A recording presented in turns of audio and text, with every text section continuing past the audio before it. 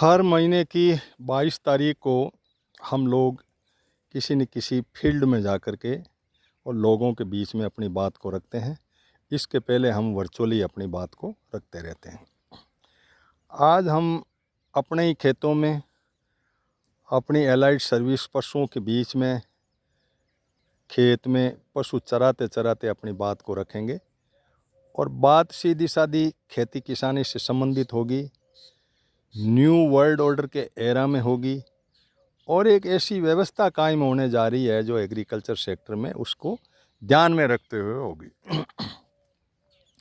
साथियों, एक किसान जो आज भारत का किसान है, जिसका कि बहुत कम उसके पास में जोत है और उस जोत में उसकी जनसंख्या बढ़ते हुए भी वो अपने परिवार को पालता जाता है और सरकार की ऐसी मंशा रहती है कि इस खेती को कॉरपोरेट के हवाले कर दे, पूंजीपतियों के हवाले कर दे। उसका कारण ये मानते हैं कि ये लोग जो हैं ट्रेडिशनल मेथड से, पुराने तरीके से जो खेती कर रहे हैं, वो खेती उपज कम देती है और एक्सपोर्ट के लायक नहीं होती है। एक्सपोर्ट के लायक खेती के लिए अब इस खेती के अंदर दो मुख्य धाराएं आई। एक धारा सन 60 के बाद में पैदा हुई और लगभग 70 में एंटर हो गई और एंटर होने के बाद में ये हुआ कि देश के अंदर अनाज की कमी थी। उस कमी को पूरा करने के लिए वैज्ञानिकों ने केमिकल खेती की तरफ डाइवर्ट किया, खाद, हाइब्रिड बीज, और इस मेथड से उन्होंने खेती करने की एक लाइन दी। उस लाइन से पैदावार बढ़ी और हाइब्रिड बीज से वापस बीज में जो बदलाव आया तो किसानों के बीज ख़त्म हुए और हाइब्रिड का मतलब ये है कि मार्केट का फंडा उसके अंदर एंटर हो गया। वैज्ञानिक उसको हाइब्रिड बीज को लाते और उसके बाद में उसको लोगों तक मार्केट के मार्फत जो है वो डिस्ट्रीब्यूट होता था। एग्रीकल्चर कॉलेज और यूनिवर्सिटी जो थी वो अपने लेवल पे इसको रिसर्च करके और हाइब्रिड निकालती थी और उस हाइब्रिड का जो प्रोडक्शन था उसको मार्केटिंग, वैल्यू एडिंग करके कॉरपोरेट ने दिया। तो बीज भी किसान ने बाज़ार से ख़रीदा, खाद भी ख़रीदा और भी कई छोटे मोटे जो पोषक तत्व थे उनको भी जैसा जैसा वैज्ञानिकों ने कहा ख़रीदा और उसके अंदर प्रोडक्शन बढ़ाया। बढ़ने से साइड इफ़ेक्ट हुआ कि ज़मीन नशीली हो गई केमिकल के कारण से, यूरिया और डीएपी के कारण से अंदर जो पानी था वो भी ख़राब हुआ, उसके अंदर की साल्ट सोल्यूबल होकर के नीचे चले गए थे और खेती के अंदर भी प्रोडक्शन तो बढ़ा लेकिन धीरे धीरे वो प्रोडक्शन उस लेवल तक नहीं रहा। अब इस धारा के साइड इफ़ेक्ट को हमने पहचानने में लगभग 90 के 20 साल लगा दिए। 20 साल तक लोगों के समझ में नहीं आया कि भाई हमारी उपज बढ़ने के बजाय पर हेक्टर घटने सी स्थिति में हो गई और केमिकल इतने मिल लिए कि एक्सपोर्ट वाले बाहर की दुनिया तो इसको ले नहीं रही थी। अपने लोगों के लिए कैंसर की तरफ बढ़ गई पूरी दुनिया, क्योंकि केमिकल थे उसके अंदर तो सारे के सारे।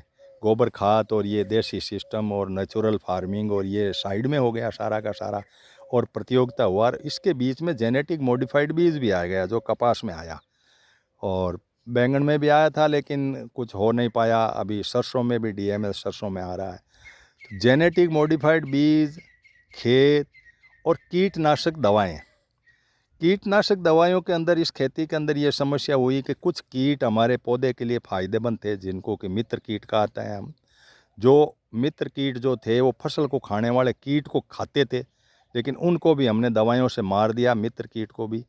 तो शत्रु कीट आधे मरे आधे रह गए, तो शत्रु कीट की तो पूरी खात्मा हुआ ही नहीं, क्योंकि 80% तो जो थे वो शत्रु कीट थे जो पौधे को खाते रहते हैं और वो 3 पत्तों से ज़्यादा कुछ खा नहीं पाते थे। लेकिन हमें तलब थी कि नहीं, इनको मारना है। उस मारने के चक्कर में हमारे मित्र कीट भी मर गए। अब हमने वीडीसाइड के तहत तो ये भी कर दिया कि हम घास को जलाने के लिए, जो भी खरपतवार था उसको जलाने के लिए जब किया तो पौधे की उपज में भी कमी आई। जब खरपतवार आपने डाला है तो उसके अंदर खरपतवार जलता है तो पौधे में भी साइड इफ़ेक्ट होता है। और ज़मीन के अंदर इस तरह की व्यवस्था कायम हो गई कि वो ख़राब होने लग गई। ज़मीन ख़राब होने की स्थिति में फिर वैज्ञानिकों ने करीब 2010 में ये वापस जो है वो 90 के दशक के बाद में 20-1 साल ये खेती चली, जिसको कि स्वामीनाथन या हरित क्रांति अपन ने नाम दिया। और उसके बाद में कहा कि नहीं, ये तो बिल्कुल मामला गड़बड़ है, दुनिया के लोग भी नहीं खा रहे हैं इसको और जेनेटिक मॉडिफाइड हो रहे, पैसा तो कर देता है ये लेकिन काम का नहीं है। तो एक इस धारा के अंदर साइड इफ़ेक्ट हुए और उन साइड इफ़ेक्ट के तहत हमने नई एक रिसर्च की थ्योरी लाई, जिसमें निकरा के नाम से, नेशनल इन्वेस्टिगेशन क्लाइमेट रिसर्च के नाम से, कि भाई क्लाइमेट बहुत बदल रहा था, इधर क्लाइमेट बदला, इधर हमने केमिकल डाले, ये सारे खेती के लिए नुकसानदायी रहे। जो नेचुरल खेती थी उससे हमने दूसरी तरफ दिशा को मोड़ दी। तो ये जो धारा थी वो अंतोतगत्वा थकने लग गई और खेती ख़त्म होने लग गई। खेती की उपज भी कम होने लगी, खेती कैंसर बढ़ाने वाली हो गई, खेती के अंदर न्यूट्रिशन वैल्यू जो थी, जो प्रोडक्शन थे उनमें कम हो गया, ये सारा कुछ हुआ। इसके बाद में वैज्ञानिकों ने 2010 के बाद में 2011 में वापस कहा कि भाई क्लाइमेट रेजिलेंस कुछ कोशिश करो कि क्लाइमेट के प्रति भी वो सजग रहे, फसलें वैसी हाइब्रिड हो, और क्लाइमेट के सिवाय ऐसा कहा कि भाई कीट के लिए भी वो प्रतिरोधक क्षमता उसके अंदर किसी न किसी प्रकार की डाइवर्ट डालें, और यील्ड भी हो, क्योंकि बिना यील्ड के तो किसी खेती का मतलब नहीं था कि आप मान लो नेचुरल खेती करो, और आधी होती है तो जनसंख्या के हिसाब से तो होनी चाहिए थी।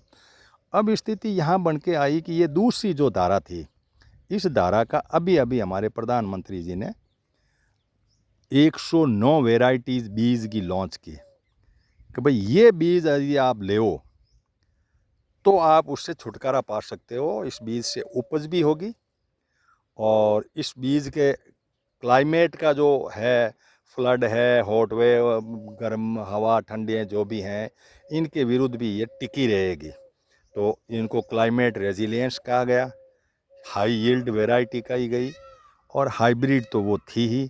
हाइब्रिड के सिवाय कीट में भी कीट प्रतिरोधक क्षमता भी इसमें अंदर लॉन्च की गई हाइब्रिड के अंदर ला करके।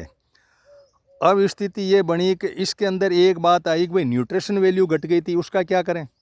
तो न्यूट्रिशन वैल्यू के मामले में ये बात आई कि इनके अंदर बायो फोर्टिफाइड कर दो, क्योंकि न्यूट्रिशन वैल्यू के अंदर एक एरा आया था फोर्टिफिकेशन का।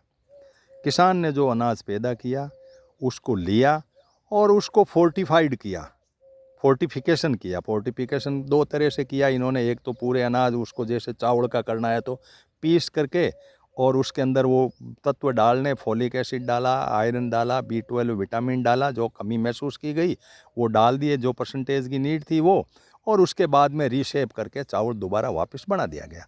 दूसरा ये था कि जो किसान का चावल था उसको कट्टे में भरा, उसके अंदर जो जो परसेंटेज जो दी वो गोलियाँ उसके डाल दी, तो पीसने के अंदर वो गोलियाँ वापस हो गई। तो अनाज जब खाया गया तो फोर्टिफाइड हो, जो न्यूट्रिशन युक्त अनाज कहा गया, जिसको मिड डे मील में दिया गया एक तो, और एक वो इन्होंने जो है रेलवे के अंदर, और हमें भी जो एक्सपोर्ट क्वालिटी थी कई देशों में, उसमें भी ये कहा भी हमने फोर्टिफिकेशन करके हम आपको दे रहे हैं। पंजाब में बहुत बड़े बड़े प्लांट भी लगे। इस बीच में बायो फोर्टिफाइड बीज का आविष्कार हुआ। बायो फोर्टिफाइड बीज जो है दो तरह से, वैज्ञानिकों का हमने पिछला सेशन लिया था संडे का, और उस सेशन में हमारे ICAR के डिप्टी डायरेक्टर थे, वो आए थे पटेल साहब, और उन्होंने जो ज्ञान हमें दिया वो मैं आपके बीच में गान को रख रहा हूँ। उन्होंने कहा कि बायो फोर्टिफाइड जो बीज हम कैसे करते हैं, इसका हमने जिज्ञासा जाहिर की। तो उन्होंने बताया कि कुछ ऐसे जो पौधे हैं उनको हम सर्च करते हैं, ढूंढ के लाते हैं, जिनके अंदर, जैसे बाजरी के अंदर जिंक कम है तो जिस पौधे में जिंक ज़्यादा उस पौधे को लाते हैं और उसके साथ में उसको क्रॉस करा करके हाइब्रिड पैदा करते हैं। जैसे हाइब्रिड का ये है कि आपस में इसके जीन्स क्रॉस करवा दो तो हाइब्रिड हो जाता है। किसी में आयरन ज़्यादा था किसी पौधे में, तो उस पौधे को हम उसके साथ लाए और उसको हमने क्रॉस कराया, और क्रॉस कराने के बाद में जो वैरायटी पैदा हुई वो बायो फोर्टिफाइड वैरायटी हुई। जो विटामिन थे, B12 विटामिन, या और कोई जिंक, या जो भी आयरन या फोलिक एसिड, जिन जिन तत्व में देखा, रिसर्च किया, उस पौधे को लाए, चाहे वो घास का ही पौधा था, लेकिन उसको क्रॉस कराया और हमने उस वेराइटी को, बीज को डेवलप किया। अब वो फोर्टिफिकेशन नहीं, फोर्टिफाइड जो हुआ, बायो फोर्टिफाइड, उस बीज को हम मार्केट में 109 वैरायटी को प्रधानमंत्री जी ने कहा कि ये हमारी है, इसको आप बो तो इसके अंदर न्यूट्रिशन वैल्यू होगी। दूसरी उन्होंने फोर्टिफिकेशन का ये कहा कि आप ज़मीन में ही डाल दो। पर जिसको पौधे को आप जिस ज़मीन में बोना चाह रहे हो और आपने टेस्ट करा लिया सॉइल टेस्ट का, और उसके अंदर आपको महसूस हुआ कि इसके अंदर आयरन नहीं है, कार्बन नहीं है, या विटामिन नहीं है, फोलिक एसिड नहीं है, तो उनको आप जो है न्यूट्रिशन जो है पैकेट, वो आप उस खेत में डायरेक्ट डाल दो, वो पौधा सोख लेगा और बायो फोर्टिफाइड हो जाएगा। ये दूसरी लाइन जो है, अभी अभी ये लाइन आई है। अब इस लाइन के साइड इफ़ेक्ट्स मैं देखता हूँ। उस लाइन के साइड इफ़ेक्ट्स तो अपन ने डिस्कशन कर लिया कि वो साइड इफ़ेक्ट्स ये हुआ, कैंसर तक पहुँच गए हम, न्यूट्रिशन वैल्यू उसकी ख़त्म कर ली, हमारे खेतों की उर्वरक क्षमता कम कर ली, और अंतोतगत्वा हमें सरेंडर होना पड़ा, जिसको कि सस्टेनेबल एग्रीकल्चर की परिभाषा दी गई थी, वो सस्टेनेबल नहीं रही। वो एग्रीकल्चर सस्टेनेबल नहीं रही, तो हमने सस्टेनेबल एग्रीकल्चर की थ्योरी को अब लॉन्च किया है, ऐसा वैज्ञानिकों का मानना है और हमारे प्रधानमंत्री का मानना है। अब सस्टेनेबल के अंदर ये है कि यही कहानी कि हमें जो बीज है इनसे ही लेने पड़ेंगे। जैसे नमक आपको लेना पड़ रहा है, आयोडीन युक्त कर दिया, या दूध का आपने कह दिया कि इसके अंदर विटामिन डी कम है तो पैकेट में ही मिलेगा, यानी बीज आपको पैकेट में ही मिलेगा, ऐसी व्यवस्था सरकार ने कर दी। यदि आपको अच्छा भोजन प्राप्त करना है, न्यूट्रिशन युक्त करना है, या आपको यील्ड बढ़ानी है, या आपको क्लाइमेट का प्रतिरोधक क्षमता जो है उसको आपको करनी है, तो वो आपको इसमें माननी पड़ेगी। अब मुद्दा ये है कि इसका क्या नाप तोल हो, कि मेरे इस पौधे में जिंक आया कि नहीं आया, मेरी बाजरी में आयरन आया कि नहीं आया, कितना आयरन कम था पहले मुझे पता ही नहीं मेरे वाली बाजरी में। अब मेरी बाजरी तो लोप हो गई, और दूसरी जो है ये थैली में पैक की हुई, जो बायो फोर्टिफाइड नाम से, क्लाइमेट रेजिलियंस नाम से, हाई यील्ड वैरायटी के नाम से, और कीट के प्रति जो है वो रेजिस्टेंस के नाम से, ये सारे उस बैग के ऊपर जो भी पैकेट बना बीज का, उसके ऊपर सारे लिख दिए, इतनी जर्मिनेशन वैल्यू होगी, ये होगी। कुछ कानून के दायरे में एमआरपी भी लिख दी, कुछ कानून के दायरे में ये लिख दिया कि यदि ये नहीं हो तो आप कंज्यूमर कोर्ट में चले जाइए, और कंज्यूमर कोर्ट से आपको क्लेम मिल जाएगा यदि ये बीज खराब हो तो। यानी किसान की जो रिस्क है वो किसान की तरफ है, इंडस्ट्री की तरफ कोई लंबी चौड़ी रिस्क नहीं है। कब फैसला हो, कब हम उस उपज को देखें कि कितनी कम हुई कितनी नहीं हुई, कब हम उस उपज का ध्यान करें, कब इस बात का ध्यान करें कि मेरे को जो बीज दिया गया उसमें जिंक प्रॉपर आया कि नहीं आया, क्योंकि पैसा तो जिंक का जोड़ा है उसमें। या तो मेरे को जब ज़मीन में डालता हूँ तब तो मुझे पता है, ज़मीन में तो मैं थैली बाज़ार से लाता हूँ, उसमें लिखा हुआ होता है जिंक, तो जितनी परसेंटेज भी है वो मैंने उस ज़मीन के अंदर फीड कर दी और पौधा रोप दिया उसमें, तो पौधे ने उसमें से खींच ली, जितनी जिंक उसके कैपेसिटी में खींचने की थी खींच ली। लेकिन ये जो बिना दिखने वाली अदृश्य बीज के अंदर जो विटामिन डाले वो डाले, वो कैसे किसान पता करे। लेकिन थैली पे लिखा हुआ है, पैकेट पे लिखा हुआ है, तो मानना ही हमारे लिए लास्ट विकल्प है, इसके सिवाय कुछ नहीं है। यदि ये नहीं है तो आपके लिए कानूनी दायरा आपका है, कंज्यूमर कोर्ट में आप जाओ और वहाँ से क्लेम आपको मिले नहीं मिले। क्योंकि कंज्यूमर कोर्ट के अंदर एक बड़ी बात इन्होंने ये कह दी कि गिवन एनवायरनमेंट में होना चाहिए, यानी जिस एनवायरनमेंट में ये बीज हमने आपको दिया, पैदा किया, वो एनवायरनमेंट यदि आपका है, अब वो एनवायरनमेंट बीज तो तुमने हैदराबाद में पैदा किया, मैं राजस्थान में बो रहा हूँ, वो एनवायरनमेंट मैं कहाँ से लाऊं, या कहीं नमी है वहाँ पे समुद्र तट पे वहाँ पैदा किया, तो वो एनवायरनमेंट में नहीं। तो वहाँ जो वकीलों के मक्कड़ जाल में हम फंस जाते हैं कि साहब ये एनवायरनमेंट के लायक नहीं है।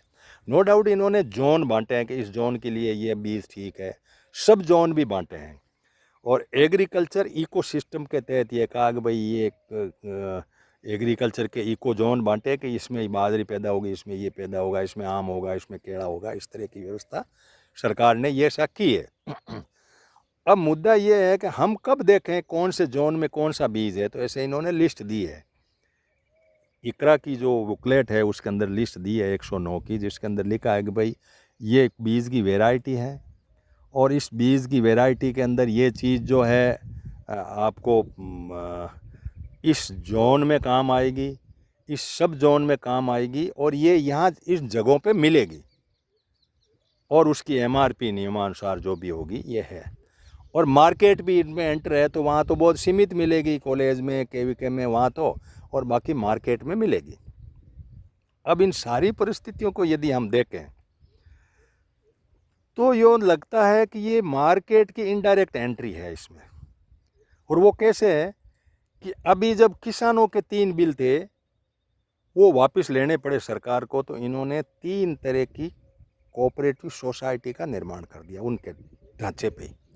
वो कंपनी एक्ट के तहत पारित थे और ये कोऑपरेटिव एक्ट के तहत पारित है।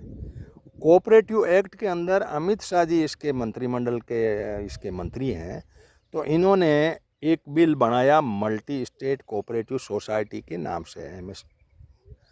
और मल्टी स्टेट कोऑपरेटिव सोसाइटी का जैसे अमूल का पैटर्न है कि मल्टी स्टेट का मतलब बहुत सारे स्टेट में कोऑपरेटिव सोसाइटी होगी, वो मल्टी स्टेट कोऑपरेटिव कहलाएगी। स्टेट की जो कोऑपरेटिव है वो फॉलो हो जाएगी। उस बिल के अंदर जो बात लिखी हुई है उसके अनुसार राज्य की सहकारी समितियां खत्म होकर के प्राइमरी एग्रीकल्चर क्रेडिट सोसाइटी, जिसको मल्टी स्टेट सोसाइटी का एक छोटा गांव की यूनिट है, वो होगा, और वो आपको भारत नाम से बीज देगा। अब उस मल्टी स्टेट कोऑपरेट जैसे आपको दूध की थैली मिलती है, उसी तरह से बीज की आपको थैली मिल जाएगी। दूध की जैसे मार्केट के अंदर एमआरपी लिखी हुई है थैली पे, उस पर भी आपके एमआरपी लिख देंगे। अब वो दोबारा आप जो बीज बोओगे तो वो बीज होगा कि नहीं होगा, ये कोई गारंटी नहीं। वो बीज हाइब्रिड है या बायोफोर्टिफाइड है या क्या है, वो सारा उसके अंदर ऊपर डिटेल के अंदर लिखा हुआ है। और जब हमने एक बात उठाई उन डायरेक्टर साहब के सामने कि साहब पूरा का पूरा भारत का मार्केट टीएल बीज से अटा पड़ा है। टीएल का मतलब होता है ट्रूथफुल लेबल्ड सीड। ट्रूथफुल का मतलब ये होता है कि जो बेचने वाला आदमी है वो शपथ पूर्वक कहता है कि मेरे बीज में ये खूबियाँ हैं, इतनी जर्मिनेशन है, इतना ये है, इतना ये है, इतना ये है, और आप वो थैली लाते हो। तो मार्केट के अंदर एक पैरेलल आपकी बीज की पूरा का पूरा टीएल नाम से, ट्रूथफुल लेबल नाम से बीज है। आप भी बीज लाओ घर पे तो उसको ज़रूर देखो कि ट्रूथफुल लेबल्ड लिखा हुआ है। इसका मतलब है कि ये कोई रिसर्च का बीज नहीं है, कॉरपोरेट के लोगों ने किसानों से बीज लेकर के पैदा करके उसको वैल्यू ऐड करके छान के या जो कुछ भी इनको करना था करके पैक करके आपको वो दे रहे हैं, जिसको इन्होंने ट्रूथफुल लेबल्ड बीज कहा है। वो अपने लेवल पे लेबोरेटरी में हाइब्रिड भी करवा के वो आपको बीज देंगे, उसमें खेती करवाएंगे आपसे और वापस पैक करेंगे। ये व्यवस्था इन्होंने ट्रूथफुल लेवल्ड में की। तो ट्रूथफुल लेवल्ड बीज, बायोफोर्टिफाइड बीज, और बायोफोर्टिफाइड के सिवाय ये दूसरा बीज जो हाइब्रिड और दूसरे आपके और पहले से ही बीज उपलब्ध हैं वो वाले बीज। इन सारी परिस्थितियों के अंदर बीज के अंदर जो एंट्री हुई, आज का सेशन हम विशेष तौर से इस बीज के ऊपर ही ले रहे हैं। और मैं यहाँ पशुओं के बीच में इसलिए आया था कि पशुओं का जो सीमन है, पशुओं की जो नस्ल है, भारत की पशुओं की नस्ल टोटल ख़त्म कर दी गई। मेरे पास में इस खेत में मैं बैठा हूँ, यहाँ 10 पशु हैं, और पीछे जो गाय मंडी है ये भी उसकी दूसरी आपकी हाइब्रिड वैरायटी है, सामने भी हैं तो वही वैरायटी है, और यहाँ पे जो भी चरवाहे हैं या जो भी हैं वो मुझे सुन रहे हैं, वो भी इनको पता है कि ये गर्मी में ये काले वाली गाय हाँपने से लग जाती है, क्योंकि ये एनवायरनमेंट के प्रति सूट नहीं है इनको। सीमन तो आपने मंगा लिया, अमेरिकन का मंगा लिया, जर्सी का मंगा लिया, होलिस्टीन का मंगा लिया और दे दिया इनको आपको, और आपके ये जीव पैदा करके ये पूरे धरती पर आपने फैला दिए। नागौर की नस्ल बैलों की थी जहाँ कैल्शियम वगैरह यहाँ नागौर में ज़्यादा है, तो बड़ी हाइट होती थी, बड़ी पर्सनालिटी होती थी, बड़े अच्छे सुंदर सींग होते थे उनके। उसकी जगह ये दूसरी तरह की वैरायटी यहाँ लॉन्च हुई, और करीब करीब, क्योंकि कारण ये है कि सांडशालाएँ वो ख़त्म हो गई, गौशालाएँ और इस तरह के नाटक तो लोगों ने किया, लेकिन सांड जो था वहाँ की उस इको जोन के सिस्टम में उसको हमने पाला पोसा भी नहीं, और वो वैरायटी ख़त्म हो गई, तो लाएँ भी कहाँ से। जैसे नागौरी नस्ल को कहाँ से लाओ, गायों के अंदर सांचौर की नस्ल है, तारवाड़ है या बराटी है, ये कहाँ से लाओ आप, वो सांड ही नहीं है। अब सांड हैं तो कौन ले जाए, कैसे ले जाए, ये व्यवस्था ही ख़त्म हो गई। और ये बिल्कुल आपके आए और आपके एआई करा, आर्टिफिशियली आपको इंजेक्शन दे दिया और जो भी बछड़ा पैदा हो गया। कई बछड़े मेरे ऐसे पैदा हो गए कि मैं उनमें बड़ा हताश हूँ। वो बछड़ी होती है वो भी कोई मतलब की नहीं है, दूध बड़ा पतला होता है, कोई मतलब का नहीं है, लेकिन अब इसको करो क्या, बीज दिया हमें और इसकी एक पूरी की पूरी एक सिस्टम खड़ा किया और उस सिस्टम के अंदर हम लपेट में आ गए। हमारा पशुधन पूरा ख़त्म, हमारे खाने की बीज पूरा का पूरा उसकी वैरायटी ख़त्म। अब ये जो वैज्ञानिक लोग जिस तरीके से बाहर का कोई ढांचा यहाँ ला के लॉन्च कर रहे हैं, या यूँ समझो कि बाहर के बीज चाहे जीएम बीज है उनको ला करके यहाँ कर, जीएम बीज का गोरख धंधा टीएल बीज की तरह चोरी छुपे बहुत भारी चल रहा है। जेनेटेक बीज BT3 और BT4 मार्केट में अप्रूव नहीं सरकार का, लेकिन मार्केट में अवेलेबल है। गुजरात के मार्फत मेरे कई साथी लाए थे कि साहब इसमें एंटी हर्बिसाइड है, इसमें वो पौधे वगैरह ये नहीं है, और दूसरा जो है वो पीली सूंडी है वो भी नहीं होगी। ये तो BT में भी कहा था इन्होंने, BT के अंदर यही तो कहा था कि कोई नहीं आपको स्प्रे करना पड़ेगा, लेकिन अब स्प्रे पे स्प्रे हो रहे हैं, 5-5 4-4 स्प्रे हो रहे हैं, ड्रोन से हो रहे हैं, हेलीकॉप्टरों से हो रहे हैं। तो ये जो व्यवस्था कायम हो रही है इस एग्रीकल्चर सेक्टर में, यहाँ किसान के ट्रेडिशनल नॉलेज को साइड में पटका गया। किसान का ट्रेडिशनल नॉलेज था, किसान का सीड था, किसान कंजर्वेटर भी था, किसान ब्रीडर भी था, लेकिन किसान की वैल्यू के बिना लोगों ने इंटेलिजेंट प्रॉपर्टी राइट के तहत उसमें जो रजिस्टर्ड करवा लिया और लेवी कमा रहे हैं आराम से। बीज की वैरायटी निकाल ली, लेवी कमा रहे हैं। अब हमारे प्रधानमंत्री जी ने 109 बीज निकाले हैं, तो हम बड़े स्टडी कर रहे थे, डायरेक्टर साहब को बुला ला। अगले संडे को, हम इस संडे को नहीं और इसके आगे के संडे को, देबल देव जी हैं जो कलकत्ता में काम कर रहे हैं, वो पेडी के ऊपर हैं, उनका काफ़ी रिसर्च, 17-18 साल वो अमेरिका और दूसरे देशों में उधर खाड़े वहाँ भी जाके आए थे, साउथ अफ्रीका, और वहाँ भी उन्होंने काफ़ी काम किया है। और काफ़ी 1-2 वैज्ञानिक, भीम सिंह जी दया वगैरह कुछ लोग हैं जो मेरे को कहा साहब इस पर अपन पूरा डिस्कशन करेंगे, एक सेशन रखेंगे, इसमें ये देखेंगे कि आखिर ये बीज वाकई कोई काम का है या यूँ ही वो गोरख धंधा है कॉरपोरेट का, मार्केट का गोरख धंधा। क्योंकि आपने जब दूध का भी यही गोरख धंधा लगता है, किसान को तो उसमें मिला नहीं कुछ दूध के मामले में। पशुओं के जो आपने ब्रीड लाए हो, ये जो बीज लाए हो, बीज ही कह दो इसको, ब्रीड कह दो, नस्ल कह दो, कुछ भी कह दो, ये भी जो है ये बिल्कुल ही यूँ काम की नहीं है। कैसे बढ़ाएं बताओ। अब हमारे बीज ख़त्म करके पूरे के पूरे, और सरकार क्या व्यवस्था खड़ी करनी चाह रही है, इस बात के लिए आम किसान को इसके ऊपर अपना चिंतन रखना चाहिए। और जब तक हम जागरूक वे में अपने ट्रेडिशनल नॉलेज से, अपने बुज़ुर्गों के जो भी बात है उसको ध्यान में लिए बिना यदि हम इस तरह की व्यवस्था के अंदर अपने भागीदारी निभाते हैं, तो हम आने वाली पीढ़ियों के साथ में एक तरह से धोखा कर रहे हैं। ये हमें सोचना पड़ेगा कि भाई आखिर हम क्या करना चाह रहे हैं। आने वाली पीढ़ी आपसे बीज तो मांगेगी ना, तो आप कहोगे बाज़ार में जाओ, बाज़ार में इस वैरायटी का इस तरीके से मिलेगा, आप ले आना। इसका मतलब पैसे जेब में चाहिए, वरना बीज चाहिए था वहाँ, किसान मरता है उसका बेटे के पास में बीज उपलब्ध था। गाय होती थी, भैंस होती थी, या कुछ भी होती थी, उसके सांड होते थे, या जो मुर्रा नस्ल है इसको भी हमने इस तरह की व्यवस्था को कायम नहीं किया। भैंस का तो ज़्यादातर इंडिया में ही है, इसलिए इसमें इतनी ब्रीड इसकी ख़राब नहीं हुई, लेकिन गाय और बछड़े की टोटल ब्रीड ख़त्म कर ली हमने, है ही नहीं, बीज ही नहीं, बछड़ा ही नहीं है।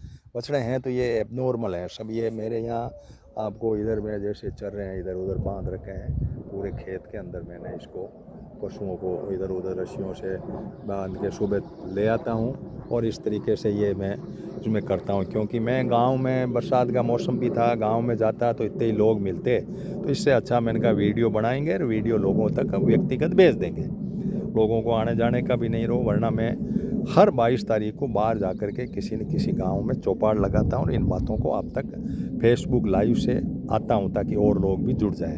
अब मुझे इसको यूट्यूब चैनल पे ले जाना पड़ेगा। यूट्यूब चैनल मेरा ग्लोबल यूनाइटेड पंचायत है, जिसको यदि आप सब्सक्राइब कर दोगे तो डेली में 1.5 मिनट की एक रील भी जारी करता हूँ, और हर 22 तारीख को मैं फील्ड के नॉलेज के तहत अपने आपके बीच में एक वीडियो लॉन्च करता हूं। और हर संडे को गूगल पर हम मीटिंग करते हैं एक अवेयरनेस प्रोग्राम के तहत, क्योंकि इस सृष्टि को बचाने वाला, लाइफ लाइन को मेंटेन करने वाला मात्र किसान है। और किसान को मार्केट के हवाले कर देना और खेती को पूरा का पूरा व्यापारीकरण कर देना मेरे ख्याल से एक दिन भारत जैसे देश के लिए बहुत ही घातक होगी है। और हमें बहुत सोच समझ करके इन पे निर्णय लेने पड़ेंगे कि सरकार की दखल खेती में किस तरीके से हो, क्या हो, कैसे नहीं हो। इन्होंने मार्केट डेवलप किए, खाद का मार्केट डेवलप किया, बीज का मार्केट डेवलप किया, और जो ये न्यूट्रिशन है इनका मार्केट डेवलप किया। इसमें आधे से ज़्यादा कीटनाशक दवाइयों का मार्केट डेवलप किया, और वेडीसाइड के अंदर ये खरपतवार मिटाने के लिए मार्केट डेवलप किया। और जो पैदावार हुई उस पैदावार को अपने सस्ते दामों में कब्जे करके वैल्यू ऐड करके और मार्केट में लॉन्च की। अब इनकी सिर्फ गाड़ी कहाँ फंसी। अब मैं ज़्यादा लंबा नहीं खींचूंगा कि भाई आखिर ये इस पे रास्ते क्यों आए। हरित क्रांति से हो रहा था, सारा मरने वाले मर रहे थे, कैंसर से मरो किसी से, यहाँ क्यों आए ये लोग। और ये मल्टी स्टेट कोऑपरेटिव सोसाइटी जो बनाई, ये क्यों कह रहे हैं कि आप ये बीज लो और ये खेती करो, ये क्यों कह रहे हैं कि नेचुरल फार्मिंग करो आप। कारण ये रहा कि दुनिया के अंदर लोग ये केमिकल खेती का भोजन नहीं करते। उनको थोड़ा सा भी उसके अंदर केमिकल का कोई अंश मिल जाता है तो वो चीज़ खरीदते नहीं है। और इनको टोटल खेती को एक्सपोर्ट बढ़ाना था। अब एक्सपोर्ट करने के लिए कुछ बहुत ज़्यादा इनके पास बचा नहीं है। इंपोर्ट तो करते हैं, ये तेल का भी करते हैं, खाद्यान्न तेल का भी करते हैं, पेट्रोल डीजल भी करते हैं, और सेमीकंडक्टर ये भी करते हैं, बहुत सारे खिलौने, ये सारे इंपोर्ट तो करना बड़ा इजी है, पैसे भेज दो और माल आ जाएगा। एक्सपोर्ट करने के लिए तो आपके पास चाहिए ना वो माल। अब इनके पास कोई ऐसा माल नहीं है जिसको ये एक्सपोर्ट करे, सिवाय खेती के कोई है नहीं। और खेती का माल जब बाहर रिजेक्ट होने लग गया तब इन्होंने ये बीज डेवलप करके लॉन्च किए। किसानों को कहा आप नेचुरल खेती करो। हम ये कह रहे हैं कि नेचुरल खेती हम कर देंगे, हमारी मान लो उपज कम होती है या हमारे को क्या सहायता करोगे, तो वीजीएफ के नाम में वाइबल गैप फंड के नाम से आप इंडस्ट्री को दे रहे हो। इंडस्ट्री को आप वाइबल गैप फंड के नाम से 20% 40% तक भी सहायता कर रहे हो। पीएलआई जो है प्रोडक्शन लिंक इंसेंटिव दे रहे हो, जो प्रोडक्शन ज़्यादा करेगा उसको हम इंसेंटिव देंगे। तो वो व्यवस्था किसान के लिए नहीं करके और आप फिर मार्केट को डेवलप कर रहे हो बीज के मार्फत। फिर आप हमें कह रहे हो कि आप नेचुरल फार्मिंग करो, बीज लो, ये बीज जो है बायो फोर्टिफाइड है, ये बीज आपका एक्सपोर्ट हो जाएगा। हमें तो खाना है ना, एक्सपोर्ट क्या करना। मेरे बच्चे खाएं वो बीज दे दो। और ये खाद वगैरह तुम बंद भी नहीं कर सकते क्या? आप नेचुरल फार्मिंग कहते हो तो यूरिया डीएपी बंद कर दो खाद को। आपने क्यों ये पांच फैक्ट्रियाँ जो पहले बंद की थी, मनमोहन गवर्नमेंट ने धीरे धीरे कोलैप्स कर दी थी, तो उसको आपने वापस खड़ी की कि खाद की कमी मिटा दी। 2016 तक तो आपने ये किया। जब मार्केट में ये खाद आया और हमने डाला और 50 किलो के कट्टों को आपने पहले 5 और फिर 5 करके 40 किलो के कर दिया। और इस तरीके से ठगी करके पहले आपने नीम कोटेट की बात करके ठगा किसानों को। नीम कोटेट के बाद में उसके अंदर यूरिया की परसेंटेज कम करके सल्फर की परसेंटेज डालने की बात कर दी। तो ये सारे जो मार्केट के फंडा हैं, ये किसान को पनपाने के फंडा नहीं है।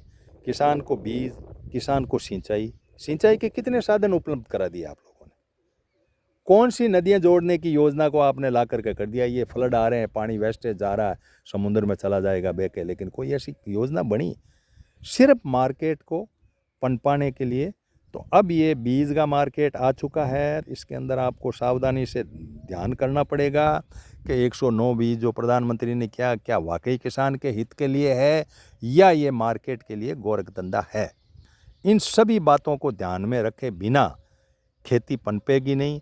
क्लाइमेट रेजिलेंस है कि क्लाइमेट का रेजिलेंस का हम कैसे जांचें कि क्लाइमेट रेजिलेंस है कैसा। अब इसका बिल्कुल पैदावार जो है ओके हुई, इसकी क्लाइमेट चाहे गर्म रहा या ठंड लगी हवा, बर्फीली हवा आई, इन बातों का कोई नाप तोल नहीं है, लेकिन आपने लिख दिया। क्लाइमेट रेजिलेंस है, हाई यील्ड है, बायो फोर्टिफाइड है और कीट के लिए भी प्रतिरोधक क्षमता ये रखती है। ये सारी बातें हमें ध्यान में रखने की ज़रूरत है। तो किसानों को जागना पड़ेगा, पशु रखने वाले लोग हैं, पशुपालक, उनको जागना पड़ेगा, वरना हमारे लिए बहुत बड़ी घातक होगी। आज 22 तारीख की मीटिंग हम आपके बीच में यहीं समाप्त करने जा रहे हैं। आप ग्लोबल यूनाइटेड पंचायत चैनल को आप सब्सक्राइब कर दीजिए, ज़्यादा से ज़्यादा आपके पास ये बात पहुंच जाए, और लोगों को शेयर भी कर दीजिए। अभी मैं घंटे भर में इसको, घंटे 2 घंटे में अपलोड कर दूंगा।